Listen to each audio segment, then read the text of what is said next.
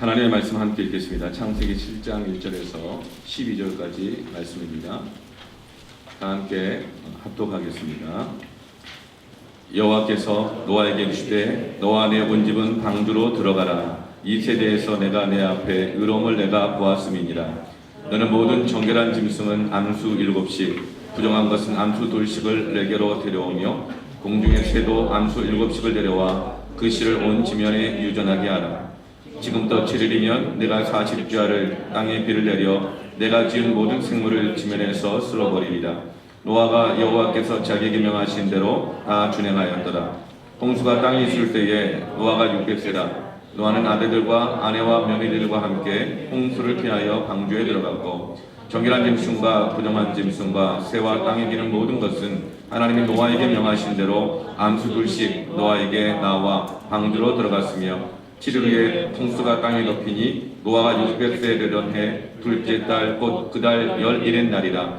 그날에 큰 기쁨의 샘들이 터지며 하늘의 창문들이 열려 40주야를 비가 땅에 쏟아졌더라. 아멘. 여러분 이렇게 다들 마스크를 끼고 계시네요. 네, 안내받은 것처럼 끝까지 끼고 예배하시길 바랍니다. 다소 불편하시죠? 그냥 끼시고 지금처럼 보니까 스티커 붙여 있는데 거리두기 딱 하고 딱 정확하게 앉아주시고 감사합니다. 그리고 예배당 곳곳마다 서로 배려를 위해서 마스크를 착용하세요라고 다 붙어 있고 들어올 때 발열 체크 다 받으셨죠? 네. 어쩌면 이 모습이 조금 우스꽝스러운 모습일 수도 있을 수 있고 어쩌면 두려워하는 모습일 수도 있고 그렇게 하면서까지 꼭 교회 가서 예배를 드려야겠는가 그런 모습을 비춰줄 수도 있습니다. 그리고 또 우리가 지금 가장 우리가 조심해야 하고 두려워할 것은 뭐냐면 코로나19 이 바이러스의 치명성이 아닌 것은 알고 있죠. 그러나 정말 우리가 주의할 것은 뭐냐면 그렇다면 지금 우리가 가정에서 예배를 드리는 사람들은 두려움이 많고 믿음이 없는 사람들인가? 이건 결코 그것이 아닙니다. 그렇다고 또 이것 가운데 나와서 예배하는 성도들이 과연 사회적 감수성이 결여가 되어 있고 그런 사람들인가? 또 믿음이 더 강한 사람인가? 또 그런 것은 아닌 것이죠. 우리는 어떠하든지 간에 하나님께서 우리에게 각자에게 주신 처소와 그 사명의 자리에서 예배를 드리는 것이 가장 큰 우리의 본분인 줄로 믿습니다. 여러분의 모습을 보니까 마치 스타워즈의 다스베이더 같은 장면 같은 느낌도 들고 그러나 지금부터 한 달 반 전에 제 모습이 딱 생각나요. 제가 우리 선교부장님과 함께 터키 난민선교 총회하러 갈 때 2월 10일 날 그때만 해도 이렇게 이 코로나가 중국에서부터 시작되긴 했지만 한국에는 그렇게 크게 위협이 되지 않았었고 그 이후로 뭐 한 10일이 지나고 난 다음에도 대통령이 한국에서는 코로나 바이러스가 소강 상태니 좀 안심해도 된다 이런 뭐 성명서까지 할 정도였으니까 그럼에도 불구하고 제가 그때 갈 때 걱정이 됐던 거예요. 왜냐하면 온 세계 중국 사람이 다들 여행객의 뭐 대부분을 차지하거든요.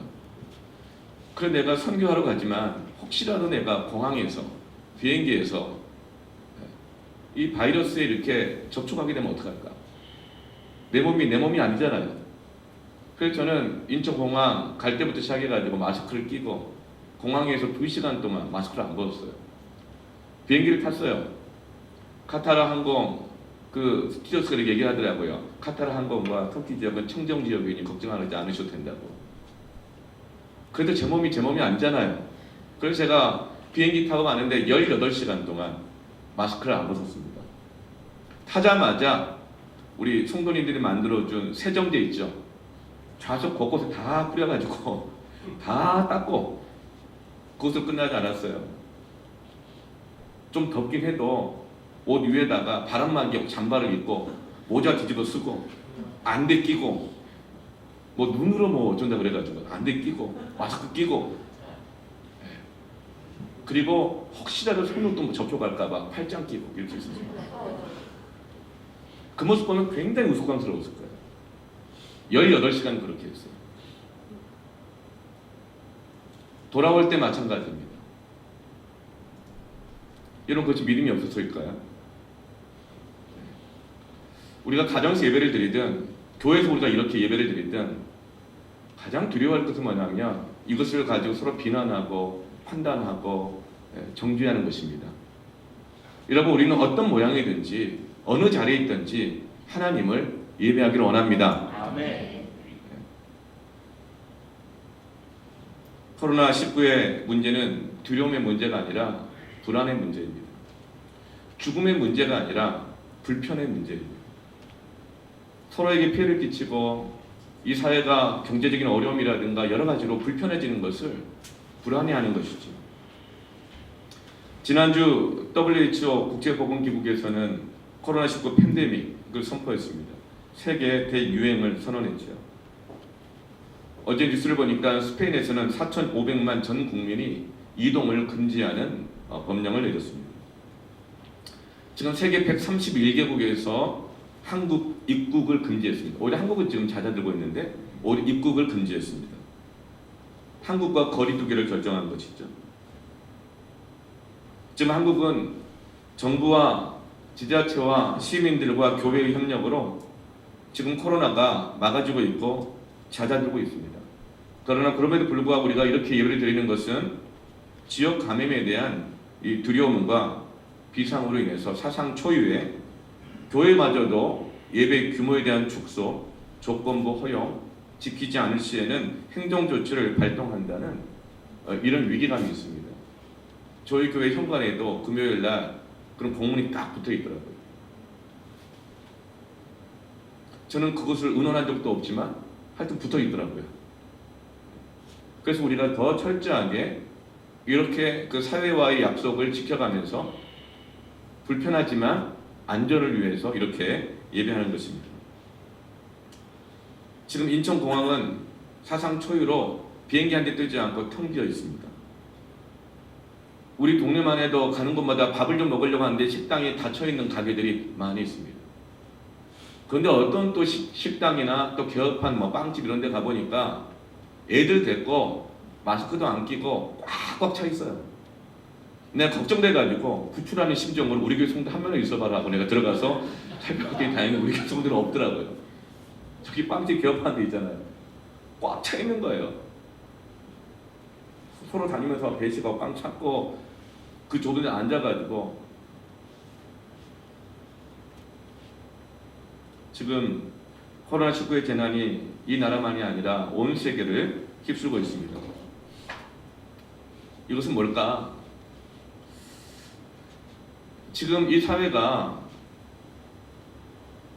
모든 사회 영역들이 성장, 성공, 욕구에 반응하며 추구하며 그 중심으로 살아왔던 것을, 그래서 이 세상 가운데 죄악이 관영하게 된 것을 하나님께서 깨닫게 하시고 반성하게 하시면서 성장과 성공과 욕구 중심으로 살아왔던 것에서 이제는 생명 중심으로, 병든 자와 위험에 처한 자들을 구조하는 중심으로 안전의 가치를 깨닫도록 하게 하기 위해서 하나님께서 지금 이때 우리 가운데 이 기회를 전 주셨다고 믿습니다. 돌아보아야 합니다.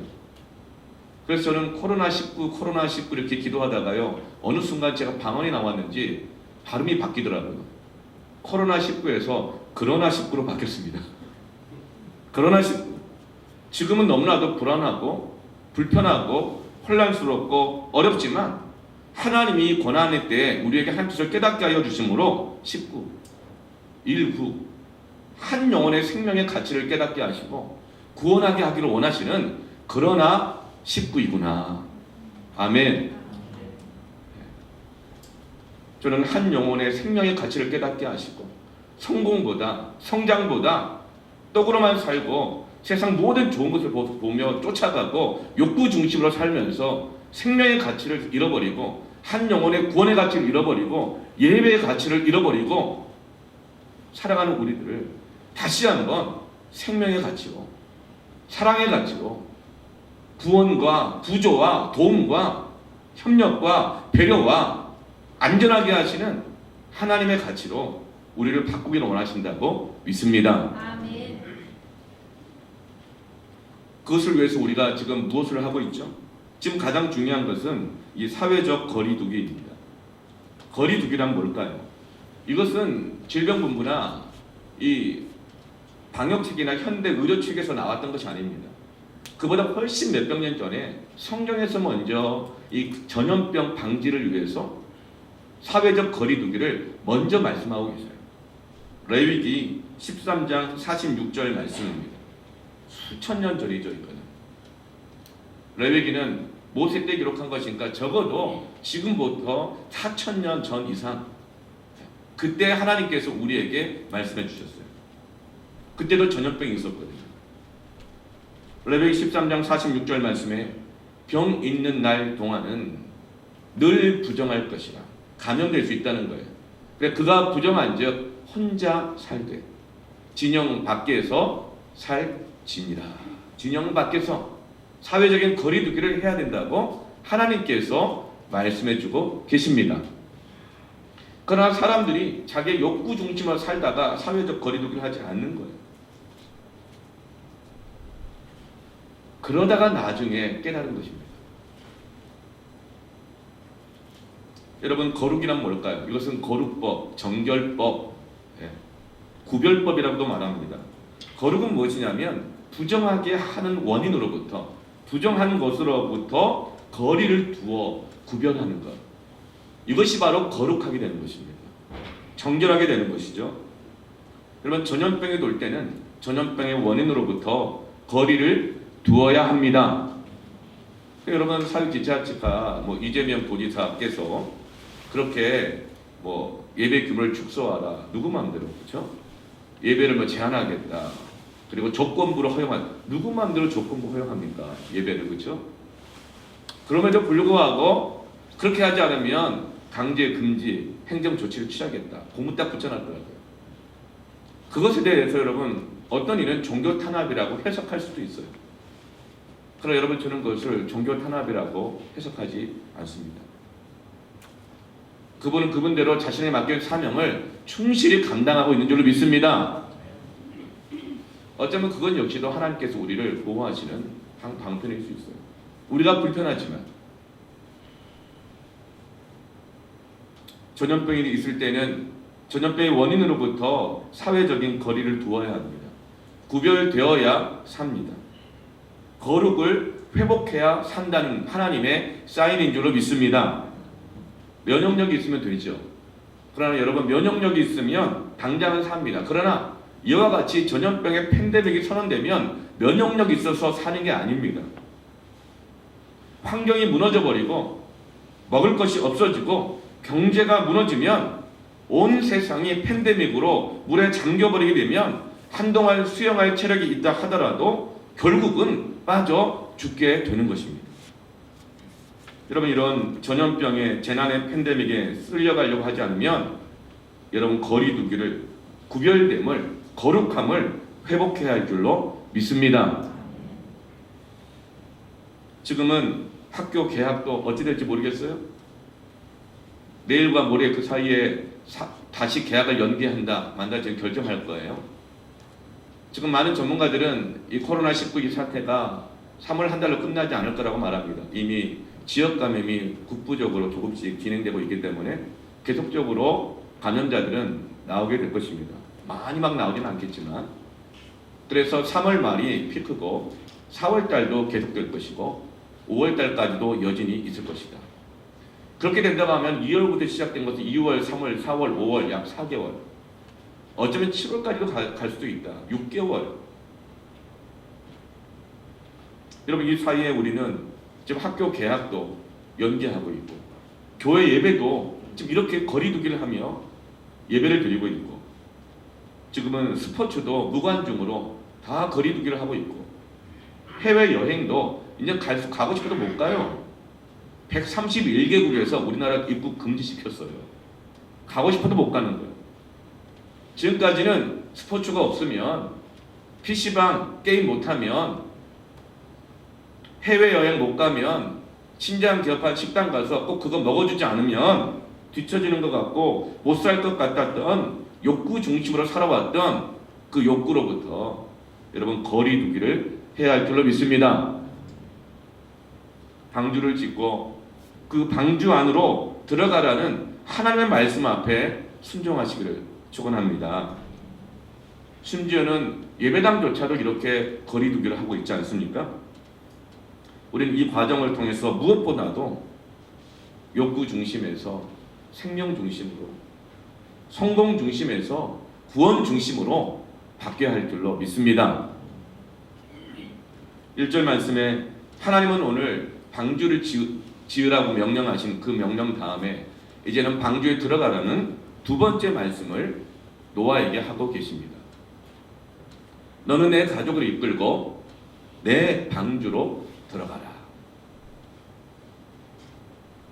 방주를 다 짓고 나자 하나님은 방주로 들어가라고 하신 다음에 노아에게 이런 평가를 하십니다. 이 세대에서 내가 내 앞에 의로움을 내가 보았음입니다. 하나님께서 방주를 다 짓고 난 노아에게서 하나님이 보시는 의로움을 보셨다는 거예요. 보고자 하셨던 의로움을 보셨다는 거예요. 의로움이라는 것은 조건이 충족되었다, 자격이 있다 이 말인 것입니다.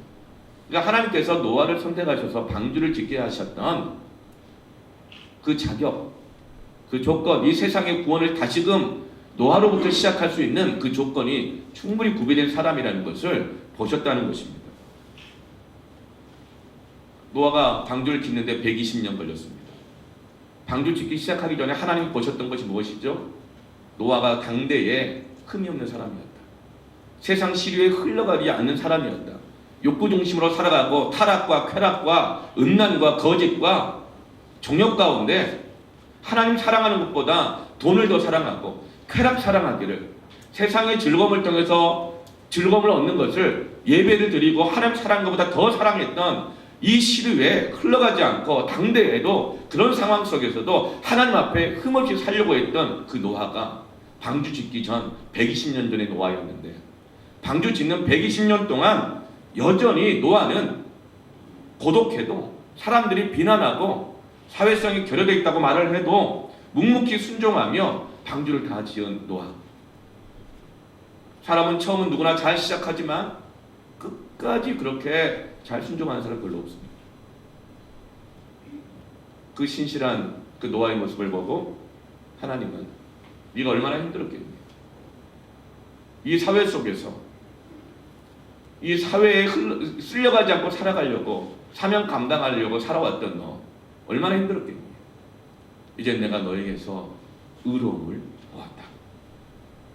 여러분, 하나님 앞에서 우리가 오늘 가정에서 예배를 드리든 교회에서 예배를 드리든 세상의 시류에 흘러가며 이렇게 말하고 저렇게 말하지 않고 오직 하나님의 관점으로만 선포하고 예배하는 노아와 같은 저와 여러분 되기를 축원합니다.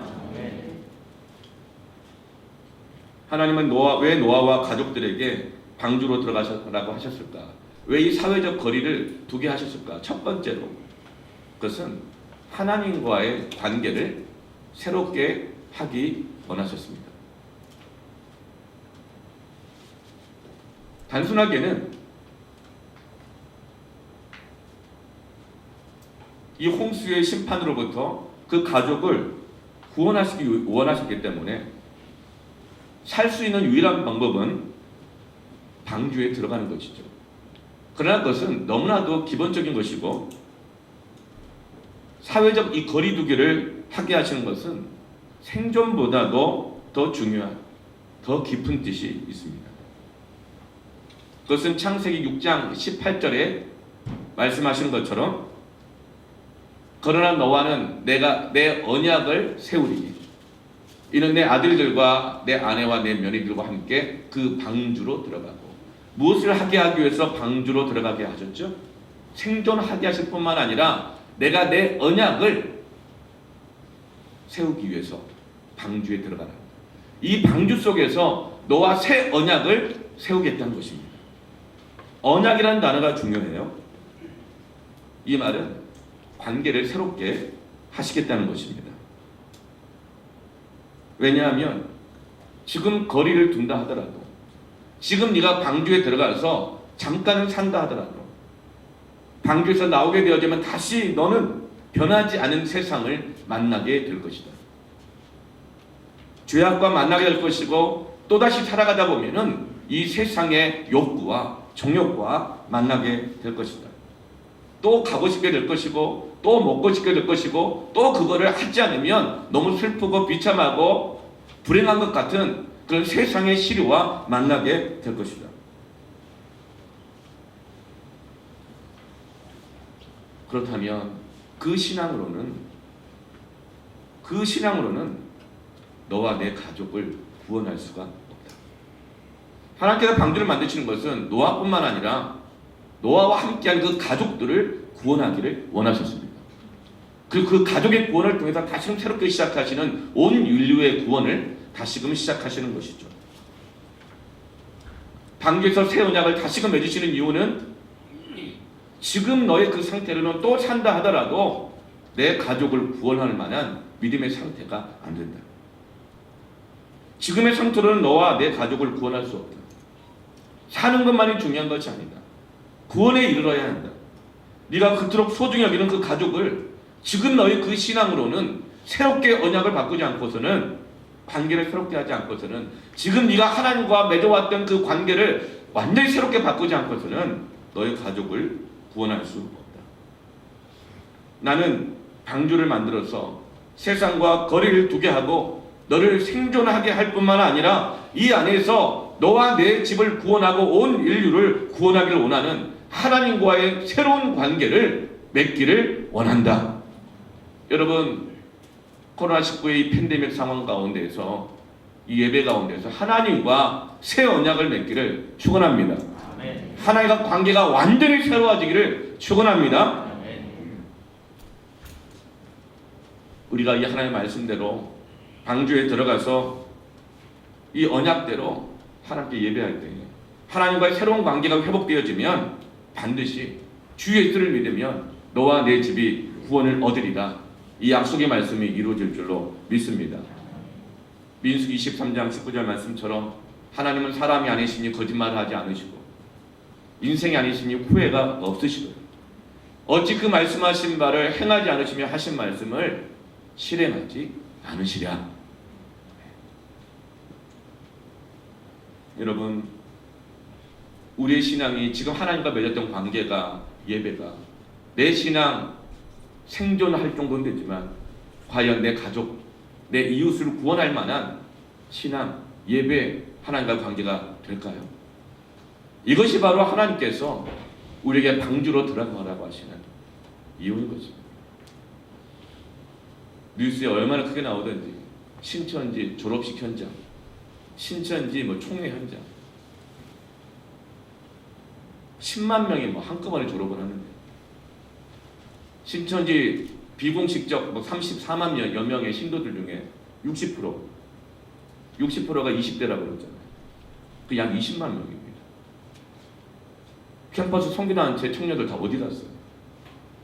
교회 청년들 다 어디 갔어요? 그들이 대부분 교회에서 빼앗아가고 도적질 당한 영혼들입니다. 근데 그들이 거기서 어떻게 훈련을 받아요? 일주일에 4일씩, 하루에 3시간씩 그들이 거짓의 교리를 성경 공부해요. 얼마나? 6개월. 일주일에 4일씩이요. 하루에 3시간씩 6개월 동안. 그걸 통과한 아이들이, 청년들이 20만 명이라고요.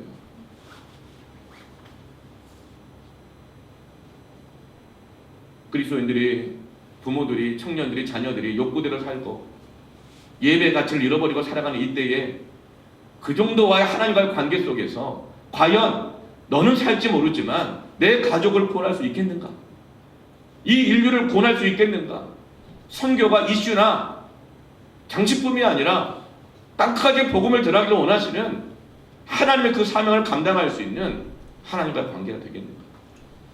여러분, 이 기간에 가정에서든 교회에서든 혼자 있든 여러분, 하나님과 관계가 새로워지기를 축원합니다. 두 번째로는 방주에 들어가서 사회적 거리를 두게 하신 그 이유가 무엇이냐면 이 방주 안에서 보혈의 예배를 계속하라는 뜻입니다. 보혈의 예배를 계속. 그냥 예배가 아니에요. 형식적인 예배가 아니에요. 은혜 받는 얘기, 예배, 감동받는 얘기, 내 스타일에 맞는 예배가 아니라 하나님이 정해주신 예배, 내 제가 속죄함을 받고 내가 회개하고 정결함을 입는 그 보혈의 예배가 계속되어야 합니다. 하나님께서는 노아와 가족들에게 방주로 들어가라고 할 때 그들 앞에 놀란 장면을 펼쳐주십니다. 그것은 이 세상의 모든 짐승들을 보존하도록 하게 하기 위해서 암수 2쌍씩을 방주 안에 들어가게 하십니다. 그런데 정결한 짐승은 암수 7쌍씩 넣으라고 합니다. 여러분, 생명을 보존하기 위한다면 암수 1쌍만 넣어도 되잖아요. 근데 왜 꼭 2쌍씩을 넣게 했을까요? 이것도 여러분 사회적 거리두기입니다. 유전학적으로 근치는 위험하기 때문에 그래요. 그리고 이것은 한동안 방주 안에 들어가 있어야 될 기간들이 상당한 기간이라는 것을 암시하기도 하고, 유전학적으로 근치는 너무나도 위험한 것입니다. 그래서 지금 2쌍씩 들어가게 하고 있는 것이죠. 그렇다면 정결한 짐승은 왜 암수 7쌍씩을 넣으라고 할까요? 이것도 거룩을 위해서입니다. 거리두기입니다. 정결한 짐승은 하나님께 예배 드릴 때 사용하는 제물입니다. 그 제물은 조금이라도 흠이 있으면 안 되는 것이죠. 그래서 근친을 막고 더 거룩하고 정결하도록 하기 위해서 7쌍이라고 하는 거리를 두도록 하게 하고 있는 것입니다. 거리를 두지 않을 때, 구별되지 않을 때 병듭니다. 여러분, 차별금지법을 통해서 동성애가 가능하게 되는 것, 이것은 하나님의 뜻이 아닙니다. 세상의 평등일지 몰라도 하나님의 거룩과 생명의 존중을 하는 것은 완전히 반대로 위배가 되는 것입니다. 생명을 죽이는 것입니다. 남자와 여자 사이에 거리를 두지 않으면 여러분, 그것은 거룩해지지 않고 지저분해집니다. 남자와 남자 사이, 여자와 여자 사이 거리를 두지 않으면 병들게 됩니다. 심지어는 짐승과 사람 사이 거리까지도 없어진 시대잖아요. 세상에 어느 나라는, 어느 주는 짐승과 사람 사이에 결혼까지도 다 똑같은 사랑이라는 거 허용한다잖아요. 여러분, 정결한 짐승을 7쌍씩 넣으라고 하는 것은 정결하도록 하기 위해서 거리를 두게 하게 하는 것인데, 가장 근본적인 이유는 방주 안에서도 예배는 중단되어서는 안 된다는 것입니다. 예배는 재난 중에 방주 안에서 살 수 있는 하나님이 정하신 생존법입니다. 창세기 6장 21절 보면 먹을 양식을 다 저축했습니다. 사람이 떡으로만 살 수 있습니까? 욕구가 채워지면 살 수 있을까요? 삽니다. 전쟁 나고 재난이 오면 사재기 막 하잖아요. 그렇죠? 심지어 마스크도 얼마나 사재기를 합니까? 음식을 막 사재기 하고 하잖아요. 그렇게 하면 살 수 있습니까? 살지요. 그러나 그리스도인들은 예배가 없이는 살 수 있을지는 몰라도 견딜 수 없습니다. 하나님은 곡식은 먹을 것으로 저축하게 하시고 정결한 짐승을 7쌍씩으로 둔 것을 우리는 주목해야 합니다. 이것은 가인의 제사를 거절하셨고 아벨의 제사를 받으셨기 때문입니다. 아벨의 제사는 죄인의 제사요 피의 제사입니다. 보혈의 제사입니다. 찬송가 252장 1절 찬양에도 나의 죄를 씻기는 예수의 피밖에 없네. 다시 정케하기도 예수의 피밖에 없네. 2절에도 나를 정케하는 예수의 피밖에 없네. 사죄하는 증거도 예수의 피밖에 없네. 3절에도 나의 죄에 속하기는 예수의 피밖에 없네. 나는 공로 없으니 예수의 피밖에 없네. 4절 5절 예수의 피밖에 없네. 영원히 내 할 말 예수의 피밖에 없네.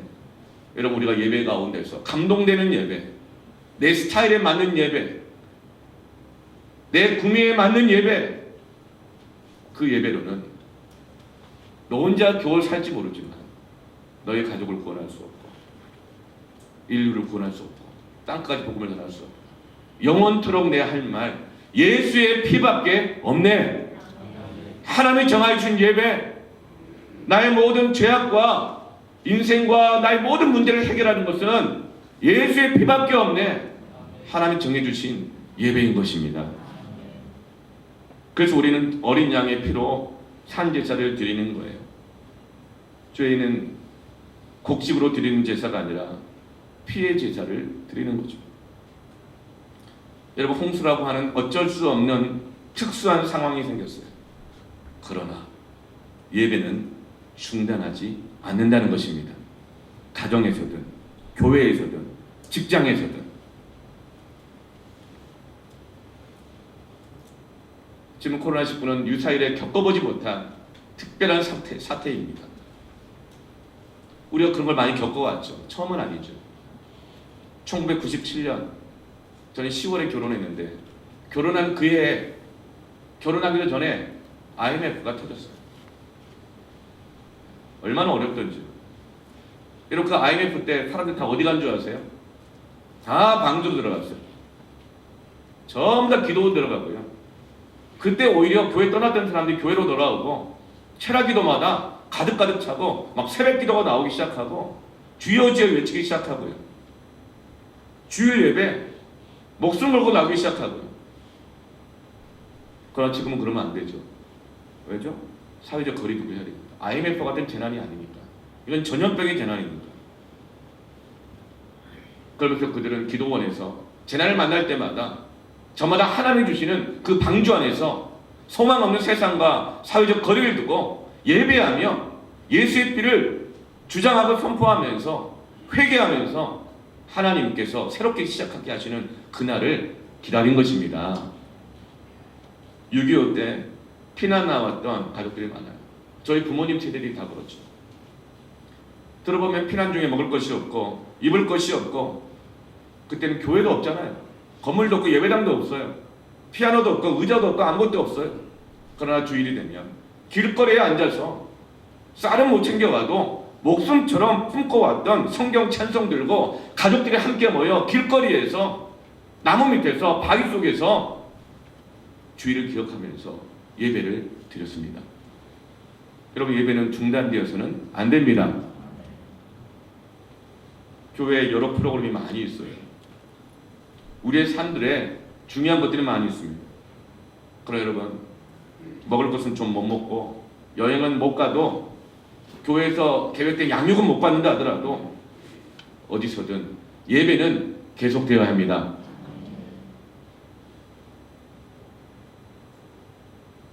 그런데 여러분, 이런 비상시국에 가장 위험한 것은 우리가 살기 위해서 사회적 거리를 두다가 하나님과의 거리가 멀어지는 것입니다.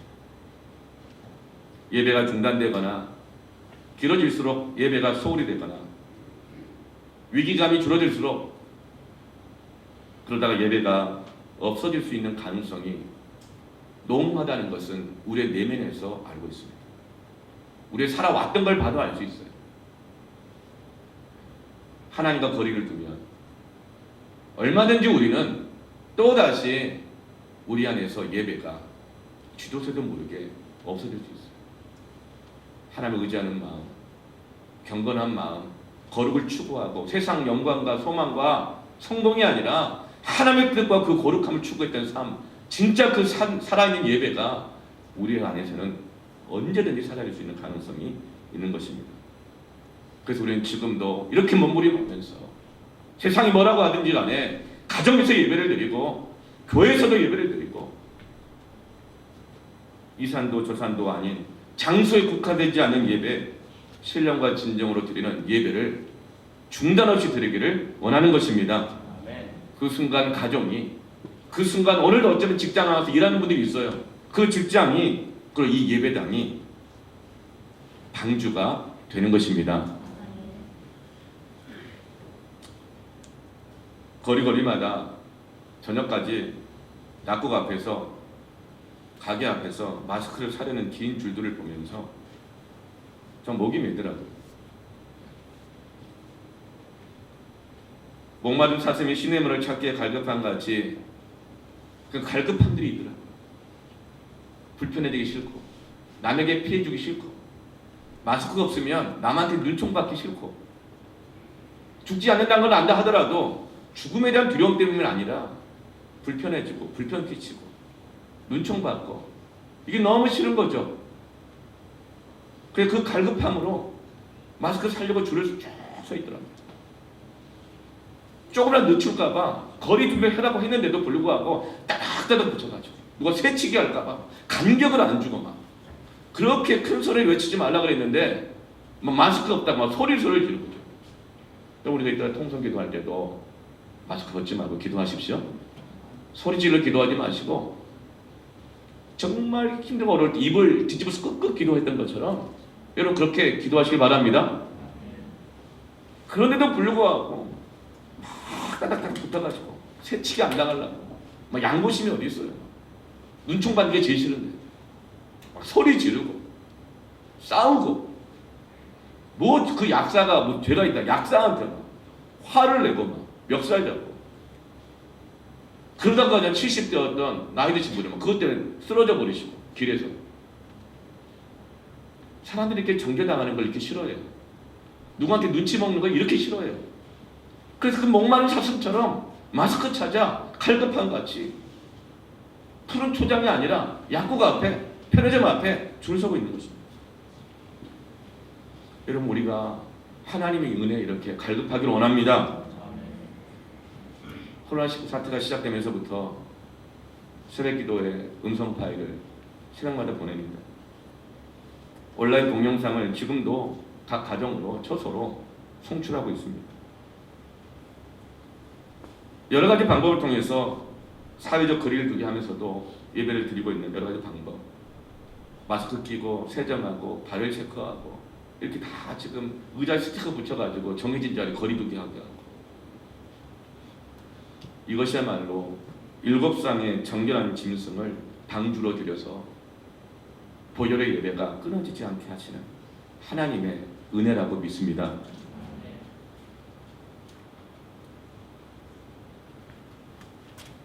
세 번째로 방주에 들어가기 위해서 사회적 거리를 두게 하시는 이유는 한번 따라해 보실까요?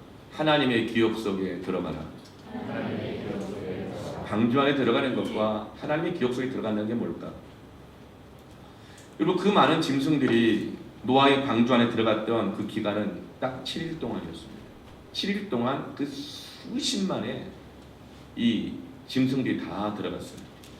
여러분 그것이 자연 법칙적으로 가능할까요? 그래도 5절 말씀 보면 노아가 다 준행하였더라고 해요.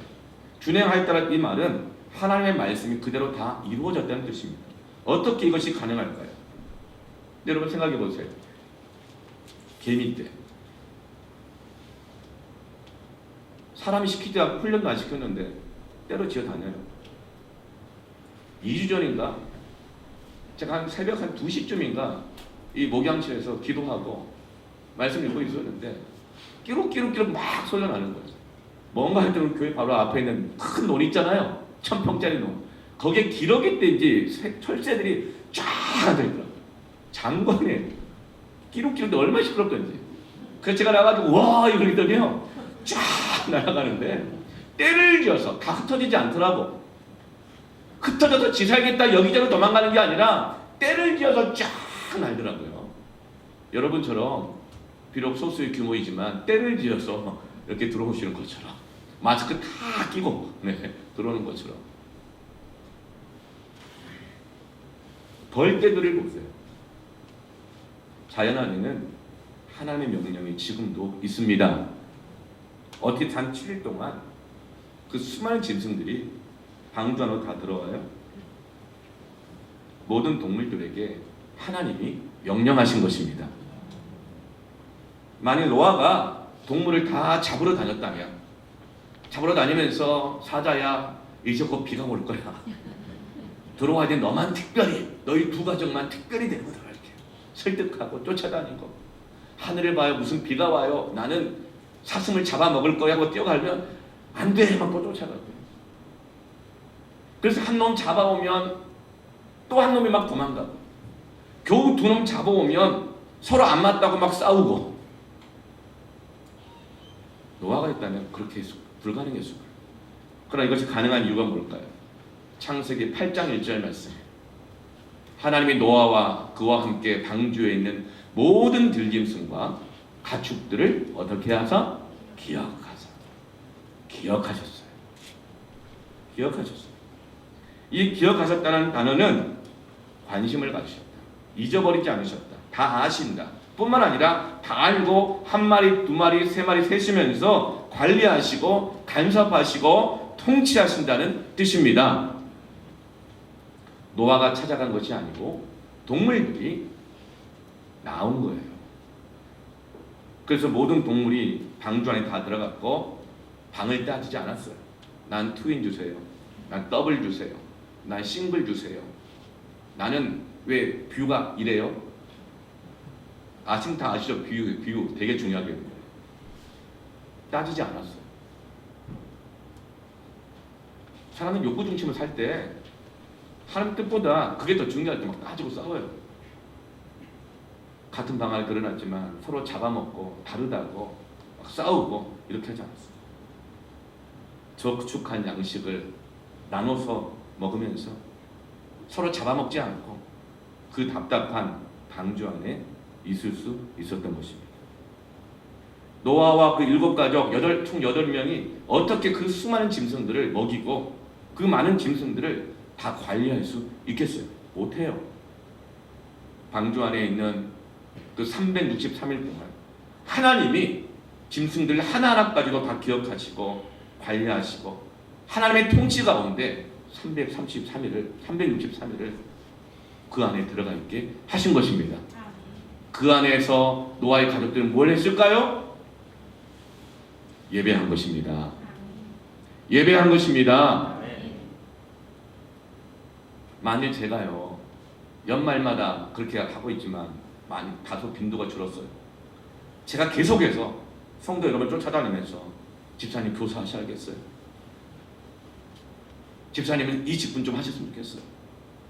부장님 하셔야죠. 섬김 해야죠. 부섬김 해야죠. 그렇게 설득하고 계속 시키고 왜 교회 안 나왔냐 그러고 기도 왜 안 하냐 그러고 패밀 모임을 하고 있느냐 뭐 헌금은 했느냐 해야지 않겠느냐 막 선교 가야 되지 않겠느냐 그래 쫓아다니고 관리하고 다닌다면 저는 코로나19가 지나가기도 전에 암 걸려 죽을 겁니다. 저 못해요 그렇게. 여러분 그래서 저를 위해서도 여러분을 위해서도 예배하셔야 합니다. 하나님이 기억해 주십니다. 나는 잊어버려요. 나는 실수해요. 나는 불완전해요. 난 자꾸 빼먹어요. 그러나 하나님이 나를 기억해 주십니다. 여러분 우리가 건강하게 살려면 예배하면서 하나님의 기억하심 속에 들어가야 합니다. 그게 방주예요. 비록 1년간 창밖을 내다보지 못하며 그 답답함 속에 있었지만 그를 예배 속에서 하나님의 기억하심을 돌보심을 책임져 주심을 경험하는 것입니다. 하나님이 여러분의 가정을 기억해 주시기를 축원합니다. 내가 자녀를 키우는 것이 아니에요. 내가 교회를 세우는 것은 불가능해요. 하나님이 기억해 주셔야 합니다.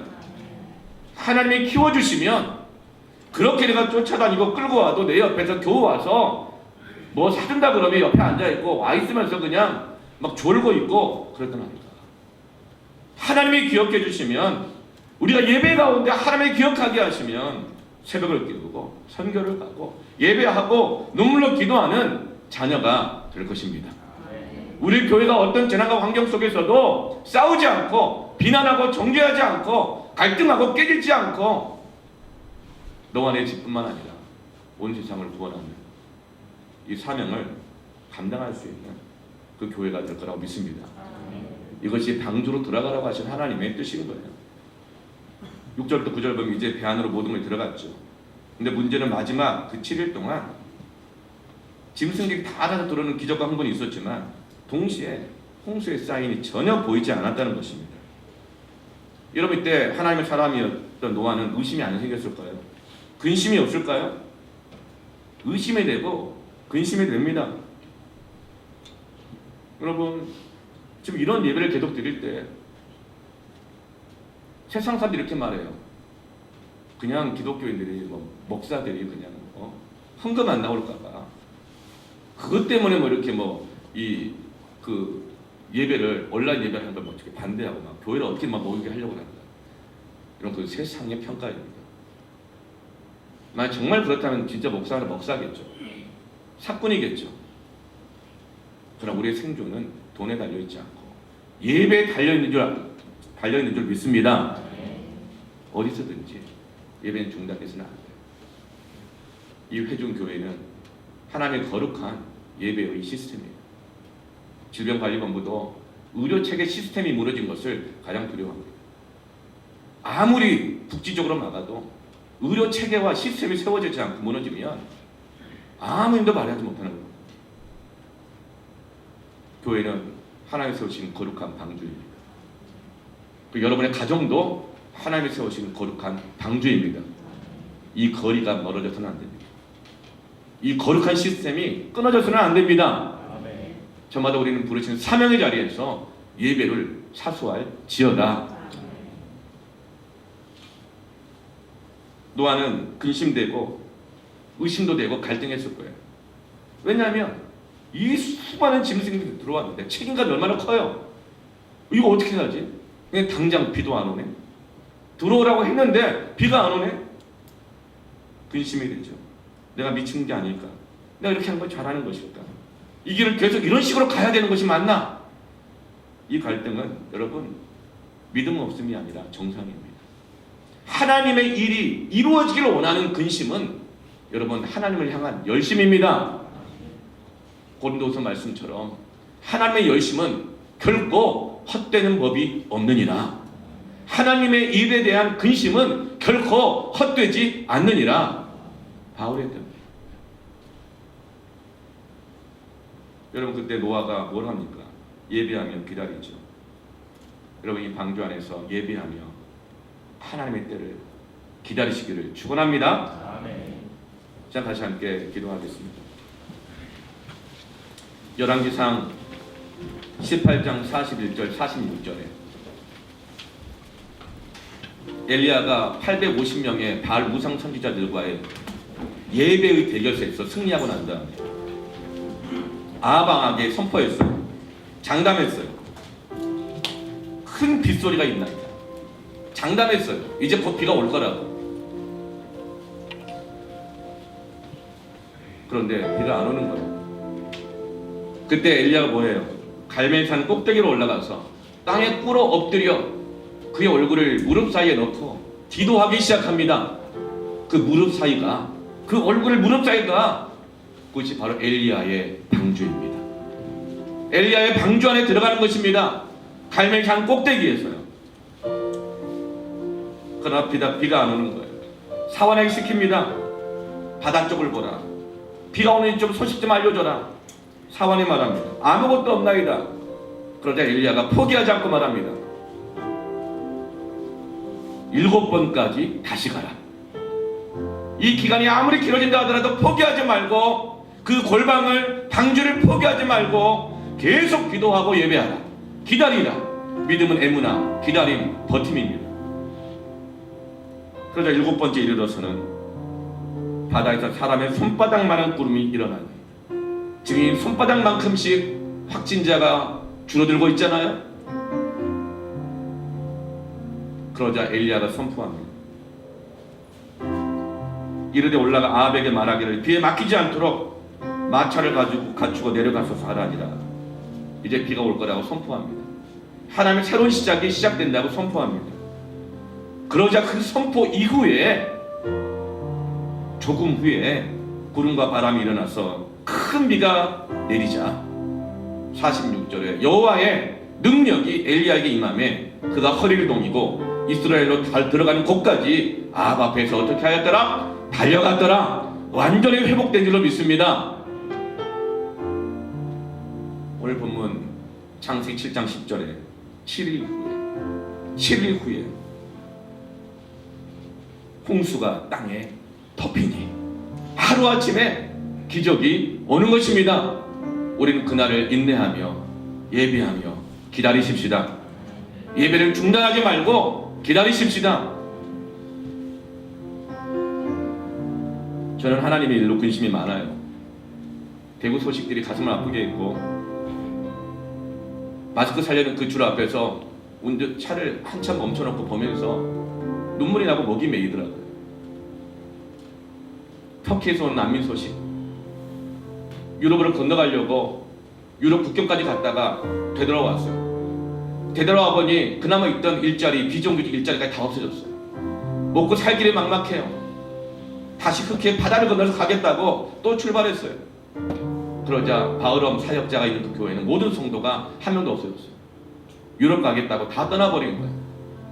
총회 때 난민 지위까지 포기해가면서까지 교회를 섬기겠다고 결단했던 그 바흐럼이 지금 큰 실망 가운데 있어요. 마리암의 딸 서로는 지금 이란에 있는데, 이란이 지금 코로나로 굉장히 지금 어렵습니다. 근데 알 수 없는 열과 기침이 나면서 침대에 누워있는 사진을 보내줬어요. 어떻게 할 건가? 임대료를 내지 못하는 교회들마다 문을 닫고 있다는 얘기를 들으면서 우리 교회는 걱정 없다고 하지만 어떻게 해야 되나? 우리 교회 안에서도 일자리를 잃은 성도, 임대료 때문에 생활비가 없는 성도, 여러분, 이 난국 속에서 헌금이 그렇게 중요합니까? 중요해요. 하나님은 헌금으로 역사하시고 있는 거예요. 그러나 임대료를 못 내고 직장을 잃었는데 11조 내야 합니까? 내지 않으셔도 돼요. 여러분, 그런 마귀의 정죄 가운데 의심하고 불안하는 그런 마음에 속지 마시길 바랍니다. 그러나 과거에 드렸던 처럼 그 믿음이라면 드리셔도 돼요. 하는 그 헌금을 통해서 역사하신 것이 하나님이십니다. 지금은 다 어려워요. 너무나 어려워요. 그러나 우리는 비 소식이 없다 하더라도 엘리야처럼 7번 멈추지 않고 기도합시다. 예배합시다. 하나님이 역사하실 것입니다. 지안에 또 고난, 염려와 근심이 또 있어요. 좀 근심이 많아요. 4월에도 코로나19는 찾아들지 않을 것이라고 합니다. 만약에 초등학교가 중학교 다 개학 연기하면 어떡할 거예요? 이 사회적 거리두기는 계속 가야 되죠. 4월에 있을 고난주간 특세는 어떻게 할 겁니까? 그것도 가정에서 할 수 있어요. 온라인으로. 그런데 성례식은요? 성찬식은요? 주님이 마지막 날이 올 때까지 잊어버리지 말고 기념하고 지키라고 했던 이 성찬식과 성례식은요? 온라인으로는 안 돼요. 어떻게 하죠? 그렇다고 그것까지도 내 방법으로, 사람의 방법으로 할까요? 부활절은요? 성찬식 때 포도주 어떡을 서로 나눠주고, 지금도 헌금을 걷지 않고 들어오기 전에 다 하고 온라인으로 하고 따로 한 건을 걷어가지고 이렇게 하고 있는데 성찬식을 할 수 있어요? 패밀리 노방 전도는요? 5월에 있을 한가족 케이크 전도는 우리의 사명인데, 5월 말에 있을 1박 2일 전교일 수양회는, 또 7월 8월에 갈 선교는요? 5월에 티켓팅을 해야 될 텐데 131개국이 입국 금지했는데 어떻게 할까? 선교할 수 있어요? 예배할 수 있어요? 성찬식, 성례식 할 수 있어요? 우리가 그렇게 일상적으로 경험했던 축복의 행복이 우리가 할 수 있을까요? 손바닥만은 구름도 안 보이지만 엘리야처럼 두 무릎 사이에 방주에 들어가 멈추지 않고 기도해야 합니다. 하나님, 선교의 문을 열어 주옵소서. 입국 금지가 풀리게 하여 주옵소서. 코로나가 속히 사라지게 하여 주시옵소서. 예배하게 하여 주시옵소서. 여러분, 노아처럼 방주를 지읍시다. 방주로 들어가서 예배하십시다.